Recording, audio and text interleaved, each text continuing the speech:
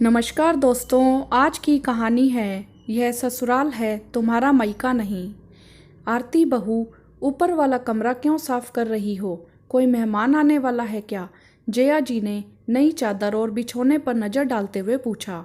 हाँ माँ जी, कल मेरी छोटी बहन प्रियंका आ रही है। अभी उसके बच्चों का स्कूल नहीं है, सब घर से ही पढ़ रहे हैं ऑनलाइन, तो सोचा यहीं आ जाएगी, साथ में मिलना जुलना भी हो जाएगा। वैसे भी महामारी के कारण मैं उससे लंबे समय से नहीं मिली हूँ, आरती ने कहा। तो क्या रुकेगी हमारे यहाँ? जया जी ने बोहे तानते हुए पूछा।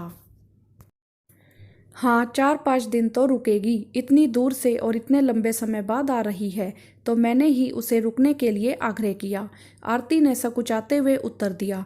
यह कोई तुम्हारा मायका है क्या जो उसे रहने बुला लिया? बेटियां मायके में रुकती हुई अच्छी लगती हैं, बहन के ससुराल नहीं। जया जी तुनक मिजाज करते हुए कमरे में चली गई। आरती की आंखों से आंसू छलकने लगे। माता पिता के जाने के बाद कहाँ है उसका मायका? भाई है नहीं, हम दो बहनें ही तो हैं। आखिर हम बहनें साथ में कहाँ मिलें? मम्मी पापा के पुश्तैनी गांव के मकान में हम दोनों बहनों का मन नहीं लगता। रह रहकर वही यादें सिहर उठती हैं, मन रो पड़ता है। इसीलिए कभी आरती प्रियंका के यहाँ 1-2 दिन मिलने चली जाती है और कभी प्रियंका को अपने घर बुला लेती है। पर प्रियंका आरती की सास का स्वभाव जानती है, तो वह बस एक दिन रुकती और चली जाती। बच्चों को भी जया जी के डर से नहीं लाती थी। कहीं दीदी और मेरे बच्चे खेलें और हंसी मजाक करें तो जया जी डांट ना दें। पर इस बार महामारी के कारण एक दूसरे से मिले हुए बहुत लंबा समय हो गया। प्रियंका ने कई बार फ़ोन करके अपनी दीदी को बुलाया, पर सास ने जाने से मना कर दिया। पिछली छुट्टियों में भी नहीं मिले, इसीलिए प्रियंका और उसके बच्चों को मैंने बुलाया है। आरती, यह इतनी मिठाइयाँ और फल तूने मंगवाए हैं क्या? सास ने किचन से आवाज़ लगाते हुए पूछा। आरती आंखें पोंछकर दौड़कर किचन में गई। हाँ माँ, कल प्रियंका और बच्चे आएंगे, इसीलिए पहले ही मंगवा कर रख लिए, आरती ने कहा। बहन आ रही है, इस चक्कर में घर मत लुटा देना। यह फल मिठाई सब मायके वाले लाएं तो अच्छा लगता है। तुम्हारी बहन को समझना चाहिए कि यह उसकी बहन का ससुराल है, तुम लोगों का मायका नहीं। जो पकवानों की बाहर लगा दो, मुंह बनाते हुए जया जी ने कहा।